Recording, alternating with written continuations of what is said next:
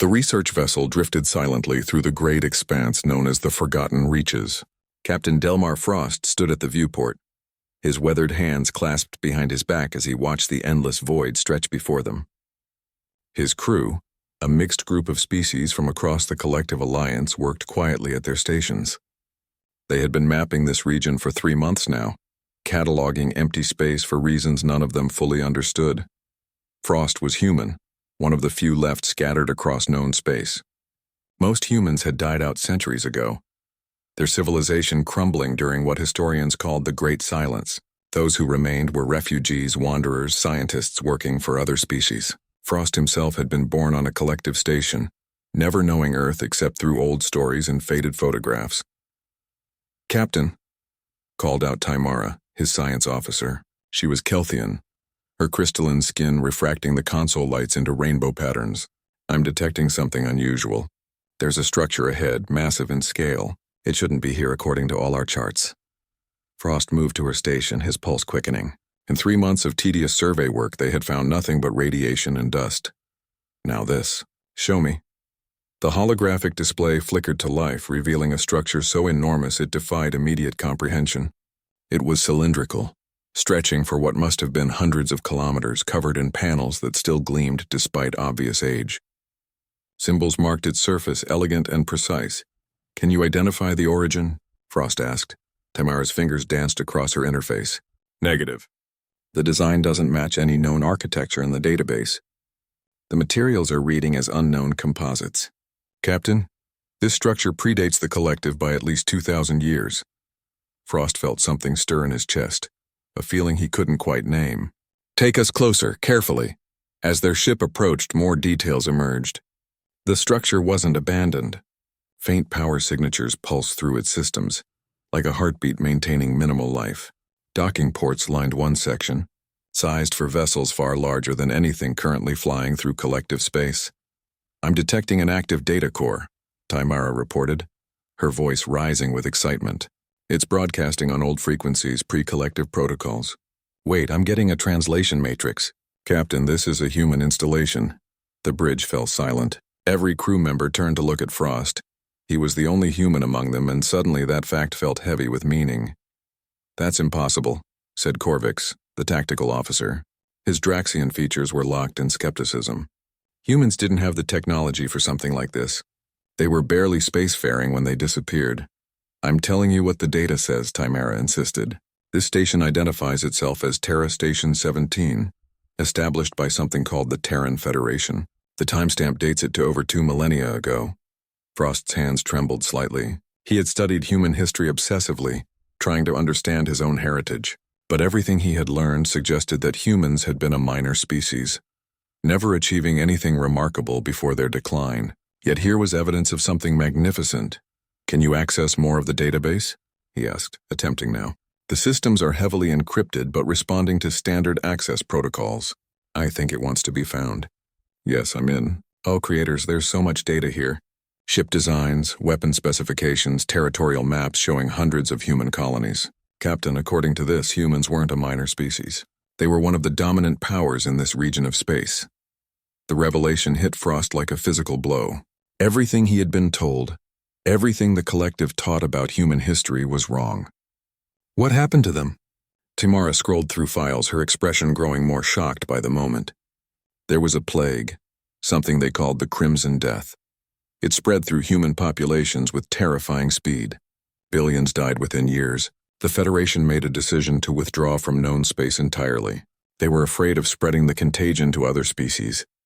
So they sacrificed their entire civilization to protect others," Frost said quietly. "There's more. They didn't just disappear. They retreated to a region they called the Abyss, a section of space with natural barriers that would keep them isolated. They planned to cure the plague, rebuild, and one day return. This station was left as a marker, a message for anyone who found it." "What does the message say?" Timara pulled up a text file. The words appeared in multiple languages, including Standard Collective. Frost read them aloud, his voice catching with emotion. "To those who find this place, know that we are the children of Earth. We built wonders and made mistakes. We loved fiercely and fought terribly. When death came for us, we chose exile over extinction. We are not gone. We are waiting in the darkness, healing and growing strong. If the galaxy ever needs us, if tyranny rises and freedom falls, we will return. This is our promise. We were here.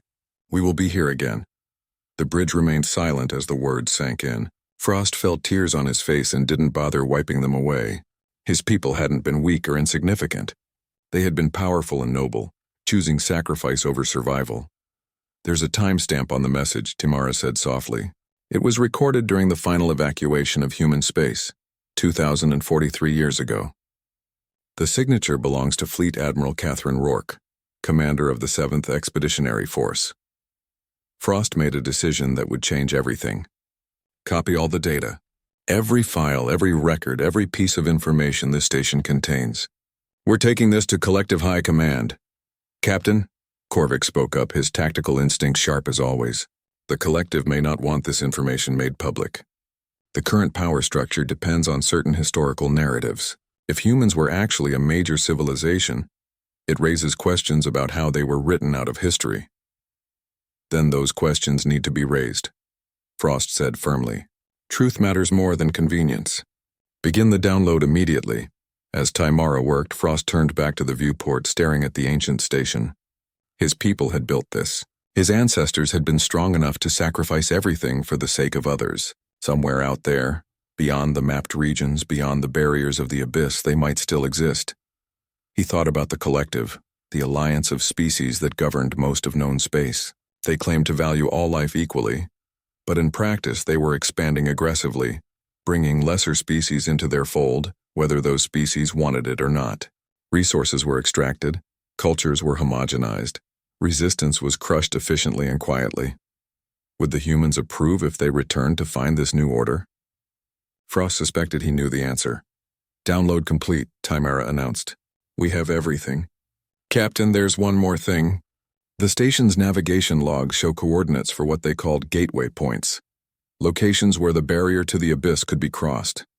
All but one have been sealed from the other side. But one remains active, as if they're keeping a door open. Keeping it open for what? Korvac asked. For coming home, Frost said. They're waiting for the right moment. The question is, what would make them decide that moment has arrived? He didn't know it yet, but events were already in motion that would answer that question.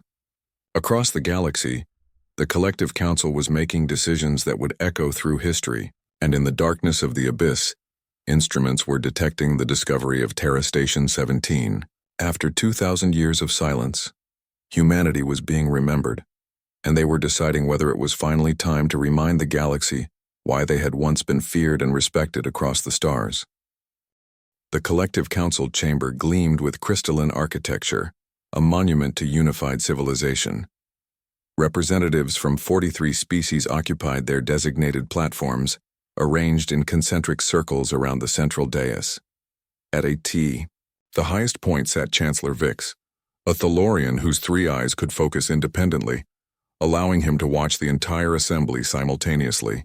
Delmar Frost stood in the presentation circle, feeling small beneath the vast dome.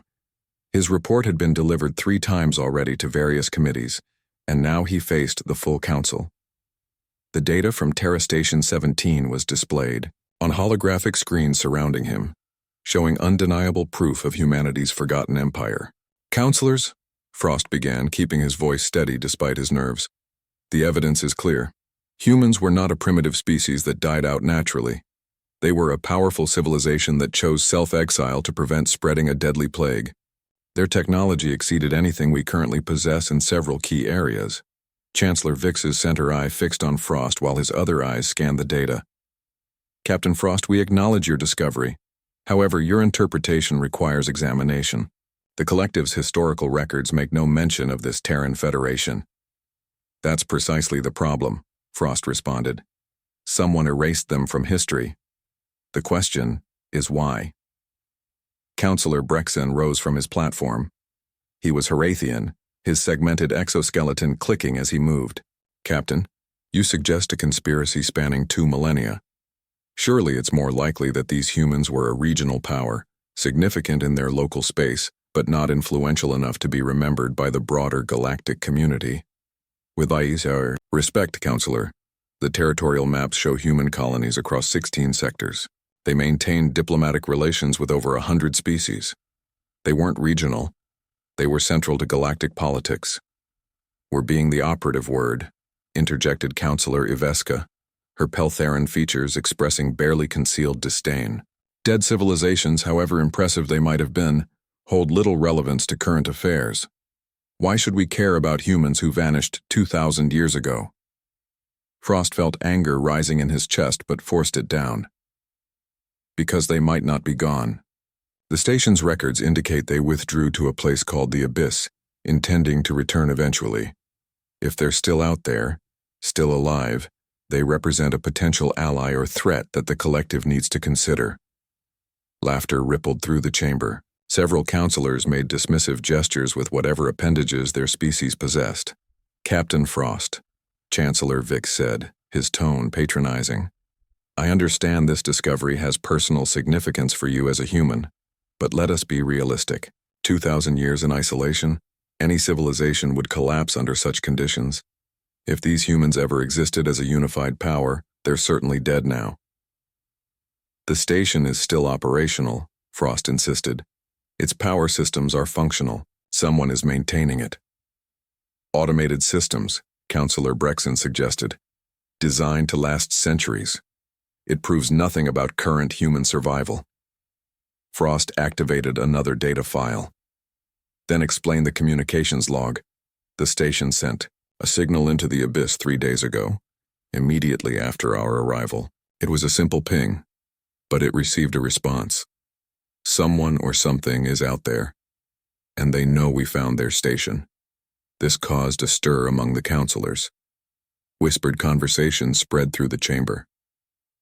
Chancellor Vix raised one hand for silence. You're saying you potentially alerted an unknown force to our presence? I didn't send the signal. The station did automatically.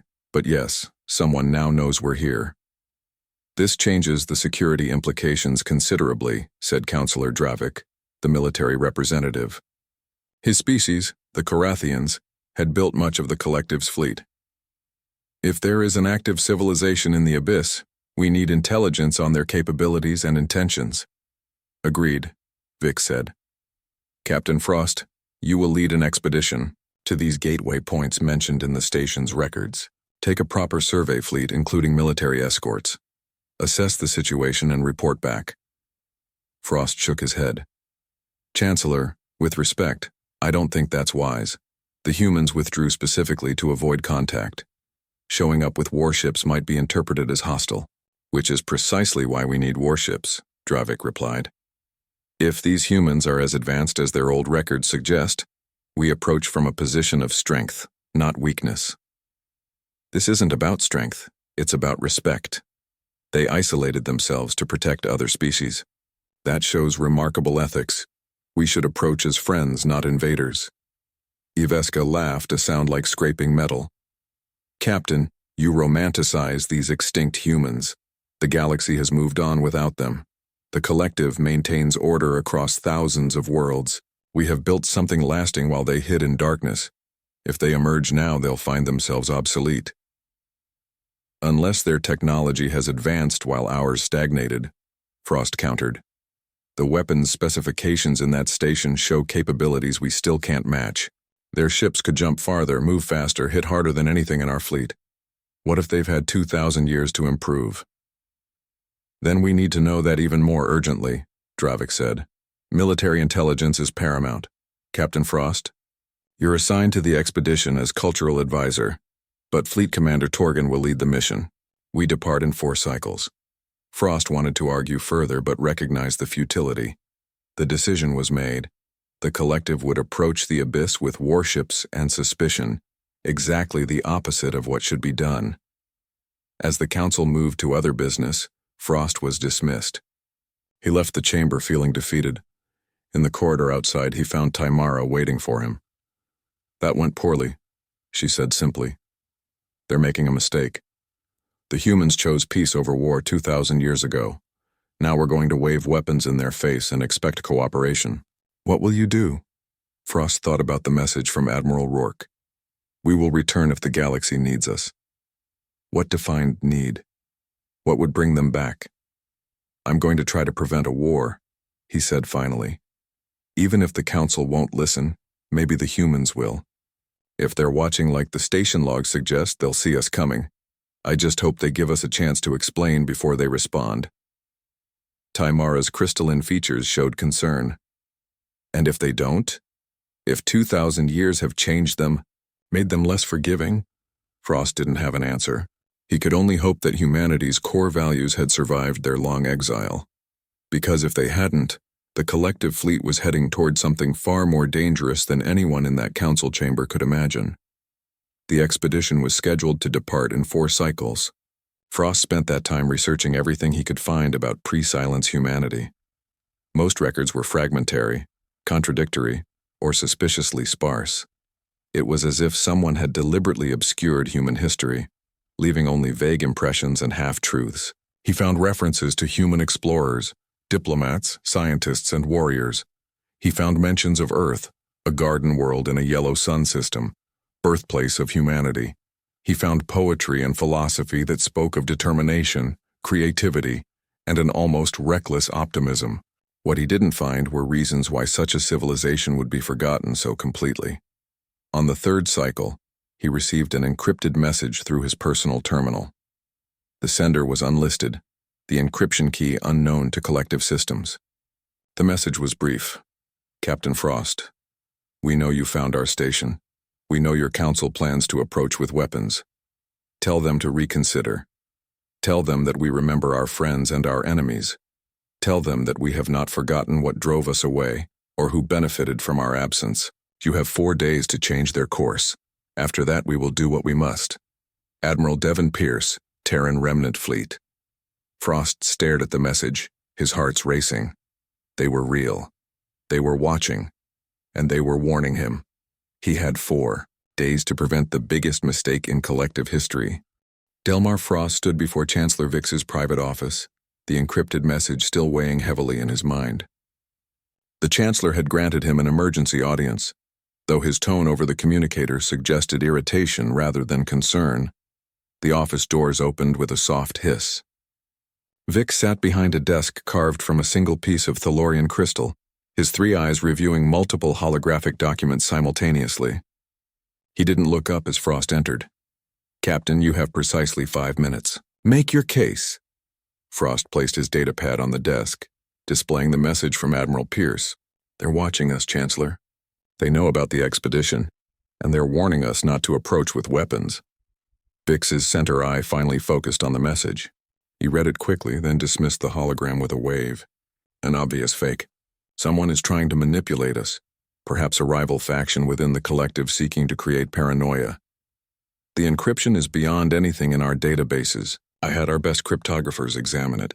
They can't even identify the methodology, let alone break it. This came from advanced technology, or from someone who wants us to believe that, Vix countered. Captain Frost, I understand your emotional investment in this matter. As the only human in collective service, you naturally want your species' legacy to be grand. But allowing that desire to cloud your judgment serves no one. This isn't about my ego. It's about preventing a catastrophic mistake. The message specifically mentions remembering enemies. Chancellor, what if the reason humans were erased from history was because someone wanted them gone? What if their exile wasn't entirely voluntary? Vix's 3 eyes converged on Frost, a Thalorian expression of intense scrutiny. You're suggesting that the collective somehow drove humans into the abyss? The collective didn't exist 2,000 years ago, but some of its founding species did. The Thalorians, the Horathians, the Peltheran. You were all active in galactic politics during that period. What if one of you saw humanity as a threat? These are dangerous accusations, Captain. I'm not accusing anyone specifically. I'm saying we need to investigate before we go charging into the abyss with warships. If humans were wronged in the past, approaching them militarily will only confirm their worst suspicions about us. Vix stood, his full height impressive even by collective standards. Captain Frost, let me be clear. The expedition proceeds as planned. Commander Torgan has his orders. You may accompany as a cultural advisor, or you may remain here. Those are your options. You're making a mistake. Perhaps, but it's my mistake to make. The collective cannot appear weak or indecisive. If there is a hidden human civilization in the abyss, we need to assess them properly. That requires a show of strength. Strength or aggression? In galactic politics, Captain, there's often little difference. You're dismissed. Frost left the office knowing he had failed. The expedition would proceed. 30 warships, the largest collective fleet assembled in decades, would travel to the abyss and demand answers from people who had already warned them away. He had 2 days before departure. He spent them sending encrypted messages to the coordinates where Admiral Pierce's communication had originated. Each message said the same thing. This is Captain Delmar Frost, human-born collective service. The fleet is coming despite my warnings. I have tried to stop them. Please, whatever you do, remember that not all of us agree with this decision. Some of us still believe in peace. He received no response. On the day of departure, Frost boarded the flagship Collective Ascendant, a massive dreadnought bristling with weapons. Commander Torgan, a Carathian warrior with more battle honors than Frost could count, greeted him with barely concealed disdain. "So you're the human who thinks we should fear ghosts," Torgan said, his mandibles clicking with amusement. "Stay out of my way, Captain. When we find nothing in the abyss but empty space, I don't want to hear excuses about how they must have been hiding." The fleet jumped to faster-than-light travel, heading toward the coordinates Frost had provided from Terra Station 17. The journey would take 8 days. Frost spent them in his quarters reviewing everything he knew about humanity and finding it desperately insufficient.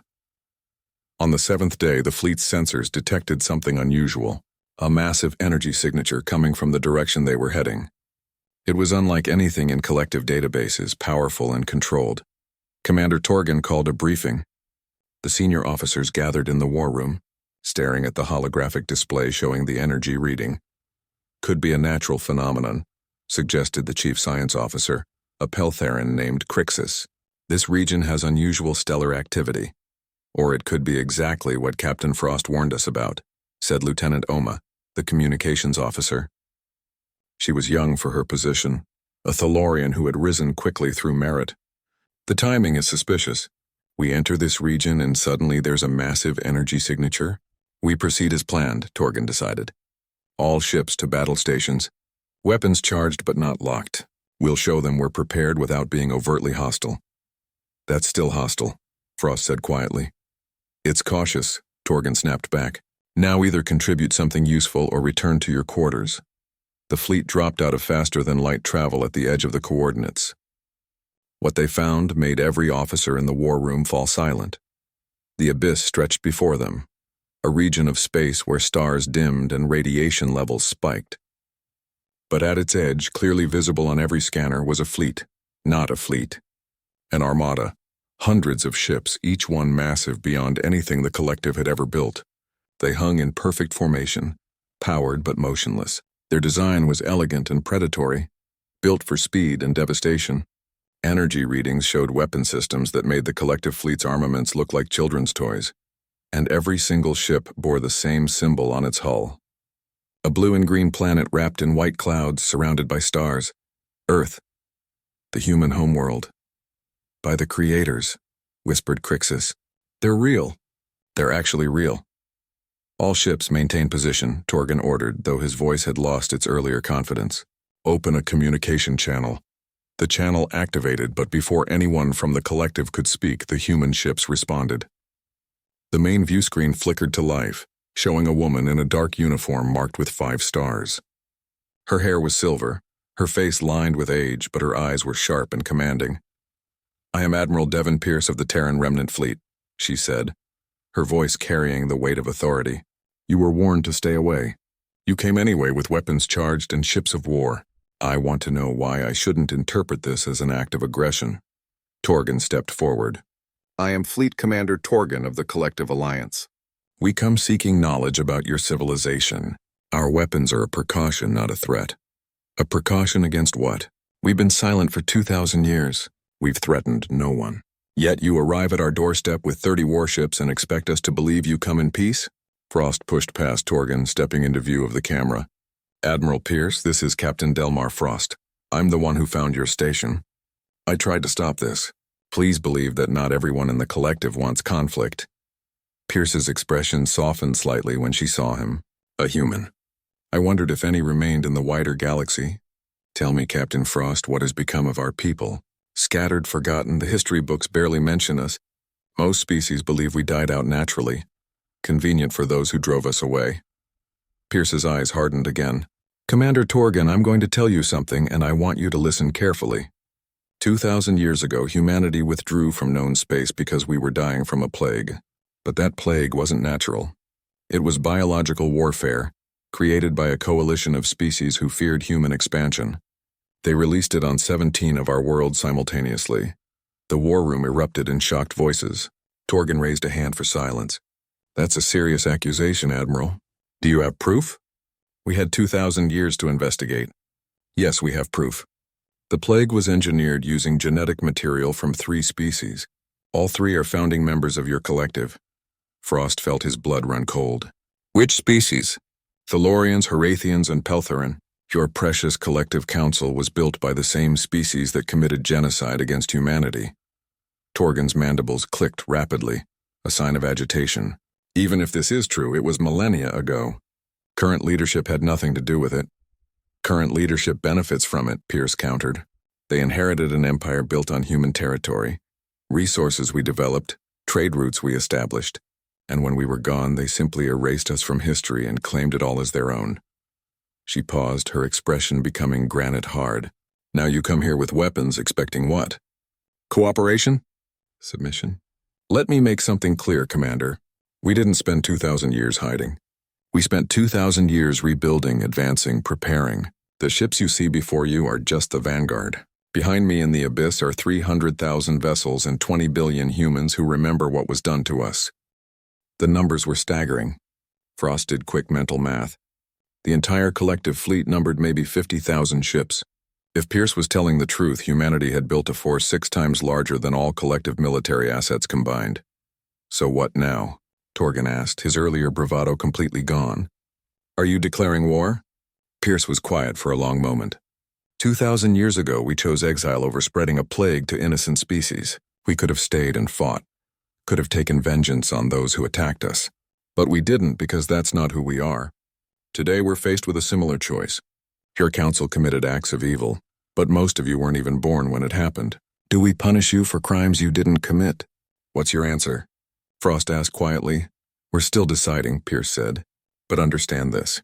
We're watching everything the collective does now. Every conquered world, every species forced into your alliance, every resource extracted without permission.